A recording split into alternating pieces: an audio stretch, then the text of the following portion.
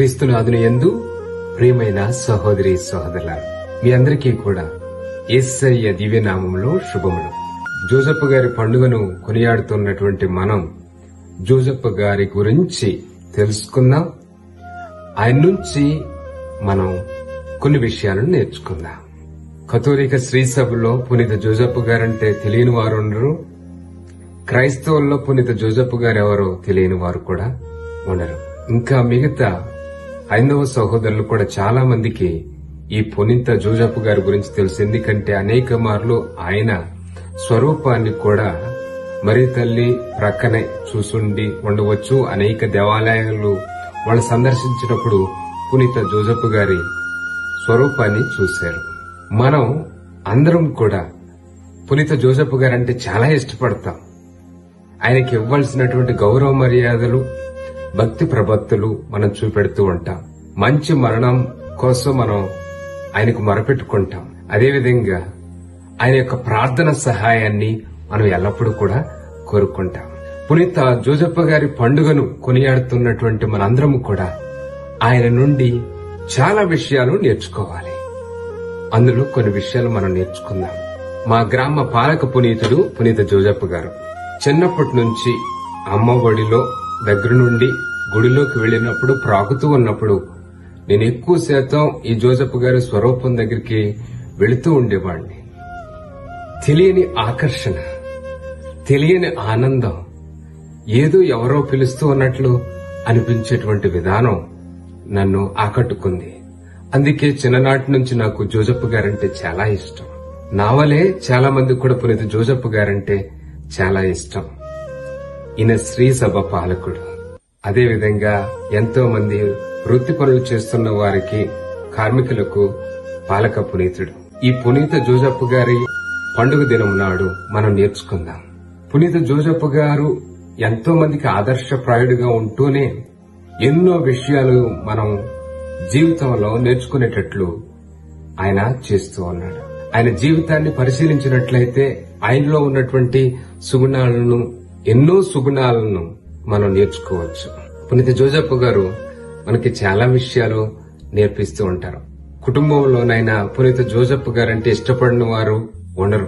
ఎందుకంటే ఆయన సుగుణాలను, మంచి ప్రవర్తనను, దేవుని యందు ఆయన కనపర్చినటువంటి భయభక్తులను అందరూ కూడా, ఇంటిలో భర్త కావచ్చు, ఇంటిలో బిడ్డలు కావచ్చు, ఇంటిలో అల్లుళ్లు కావచ్చు, లేకపోతే ప్రతి పురుషుడు కూడా పొందాలని కోరుకుంటారు స్త్రీలు. మన కోరికలు ఈ జీవితంలో తీర్చుకోవాలంటే ఆధ్యాత్మిక జీవితం కావాలి. ఆ ఆధ్యాత్మిక జీవితంలో ప్రభు దగ్గరకు వచ్చి మన కోరికలు తీర్చుకోవాలంటే ఈ పునీత జోసెఫ్ గారి ప్రార్థనా సహకారం కూడా కావాలి. అందుకనే ఈ నుండి మనం కొన్ని విషయాలు నేర్చుకుందాం. పునీత జోసెఫ్ గారు ప్రభువును విధేయించువాడు. ప్రతి మనిషికి కూడా ఈ విధేయత అనేది అవసరం. ప్రతి ఒక్కడు తాను అనుకున్నది చేయాలనుకోవడం కాదు, కానీ దేవుడు తానుకు ఏర్పాటు చేసినటువంటి ఎన్నిక తెలుసుకొని, దేవుడు తన నుండి ఏమి కోరుకుంటున్నాడో అది తెలుసుకొని అది చేసేవాడు. కాబట్టి విధేయత వలన అబ్రహాము వినయము కలిగి జీవించాడు, భయభక్తులతో జీవించాడు. తండ్రి చిత్తాన్ని పాటించడం కోసం ఆయన పూనుకున్నాడు. ఎన్నో శ్రమను అనుభవించడానికి కూడా సంసిద్ధపడి మరి దేవుని యొక్క ప్రణాళికను పరిపూర్తి చేయాలని ప్రభువును విధేయించిన వాడు పునీత జోసెఫ్ గారు. అందుకే మనం కూడా పునీత జోసెఫ్ గారి నుండి తెలుసుకుందాం. ప్రభువును విధేయించుదాం, తండ్రి అయిన దేవుణ్ణి విధేయించుదాం. ఎలా విధేయించాలి అంటే, నా జీవితంలో దేవుడు నా నుండి ఏమి కోరుకుంటున్నాడో, నన్ను ఏం చేయమని కోరుకుంటున్నాడో, ఒకవేళ తల్లిదండ్రులను గౌరవించడం కావచ్చు, పెద్దలను గౌరవించడం కావచ్చు, సంఘంలో పెద్దలను గౌరవించడం కావచ్చు, గురువులను గౌరవించడం కావచ్చు, లేకపోతే సమాజంలో మనకున్నటువంటి విలువలతో కూడినటువంటి న్యాయ సంబంధితమైనటువంటి నియమాలను విధేయించడం కావచ్చు. ఇవి అన్నీ కూడా మనం నేర్చుకోగలగాలి. అప్పుడు మనం కూడా పునీత జోసెఫ్ గారి యొక్క మనస్తత్వాన్ని కలిగిన వారి వలె మనం ఉంటాం. తర్వాత పునీత జోసెఫ్ గారు విశ్వసించువాడ, నిజమైన విశ్వాసి. కాబట్టి ఆయన దైవ నియమాలను పాటిస్తూనే గొప్ప విశ్వాసాన్ని ప్రదర్శిస్తూ ఉన్నాడు. దేవుడంటే ఇష్టాన్ని చూపుతూ ఉన్నాడు. విశ్వసించువాడు ఏం చేస్తాడంటే నీతివంతమైనటువంటి కార్యాలు చేస్తాడు. దేవుడు చెప్పినట్లు చేసేవాడు. కాబట్టి ఈ విశ్వాసాన్ని గమ్యం వరకు, చివరి వరకు సహనంతో పొందేవాళ్లు నిజమైనటువంటి విశ్వాసం. కాబట్టి ఒక రోజు ఉండి రెండో రోజున విశ్వాసం లేకుండా బ్రతికే వాళ్ళు విశ్వాసులని పిలువబడరు. చివరి వరకు, కడ వరకు తమ యొక్క విశ్వాసాన్ని కనపరుచుకునేవారే నిజమైనటువంటి విశ్వాసం. అటువంటి విశ్వాసం మనం కూడా పొందాలి అంటే పునీత జోజప్ప గారి అడుగుజాడల్లో నడుద్దాం. పునీత జోజప్ప గారు దైవ చిత్తము పాటించినవాడు, ఎన్నుకొనబడినవాడు. దైవ చిత్తాన్ని ఎవరు పాటిస్తారు అంటే దేవుని యందు భయభక్తులు కలిగిన వారు మాత్రమే దైవ చిత్తాన్ని పాటిస్తారు. అందుకే పునీత అవిల తెరేసమ్మ గారు చెప్తూ ఉంటారు, my goodness is to do the will of God. దేవుని చిత్తాన్ని పాటించడమే నాకున్నటువంటి మంచితనం. కాబట్టి ఈ మంచి వాడైనటువంటి జోజప్ప గారు చేస్తున్న పని ఏమిటి అంటే దేవుని చిత్తాన్ని తెలుసుకుని దాన్ని పాటించడానికి పూనుకున్నాడు. అదే మన జీవితంలో కూడా మనం చేయాలి. మనకున్నటువంటి క్రైస్తవ మంచితనం ఏమిటి అంటే సోదర ప్రేమ. క్రైస్తవ మంచితనం ఏమిటి అంటే దేవుని ప్రేమించటం. క్రైస్తవ మంచితనం ఏమిటి అంటే దైవ చిత్తం ఏమిటో తెలుసుకోవడానికి ప్రయత్నం చేయాలి. అందుకే పునీత పౌలు గారు ఎఫెసీయులకు రాసిన లేఖ 5వ అధ్యాయం 17వ వచనంలో చెప్తూ ఉంటారు, మూర్ఖులు కాక ప్రభు చిత్తం ఏమిటో తెలుసుకోవడానికి ప్రయత్నం చేయండి అని. కాబట్టి దైవ చిత్తాన్ని తెలుసుకుని దాన్ని పాటించడానికి మనం పూనుకోవాలి. దానికోసం మనం చేస్తున్నటువంటి ప్రార్థనలు, చేస్తున్న ఉపవాసాలు, అదేవిధంగా చేస్తున్నటువంటి పూజలు, అదేవిధంగా మనం చేస్తున్నటువంటి నవదిన జపాలు అన్నీ కూడా ఉపయోగపడాలి. దైవ చిత్తం ఏమిటో మనం తెలుసుకోవడానికి మనం పూనుకోవాలి. పునీత జోజప్ప గారు ప్రభువును విధేయించువాడు. ప్రతి మనిషికి కూడా ఈ విధేయత అనేది అవసరం. ప్రతి ఒక్కడు తాను అనుకున్నది చేయాలనుకోవడం కాదు, కానీ దేవుడు తానుకు ఏర్పాటు చేసినటువంటి ఎన్నిక తెలుసుకొని, దేవుడు తన నుండి ఏమి కోరుకుంటున్నాడో అది తెలుసుకొని అది చేసేవాడు. కాబట్టి విధేయత వలన అబ్రహాము వినయము కలిగి జీవించాడు, భయభక్తులతో జీవించాడు. తండ్రి చిత్తాన్ని పాటించడం కోసం ఆయన పూనుకున్నాడు.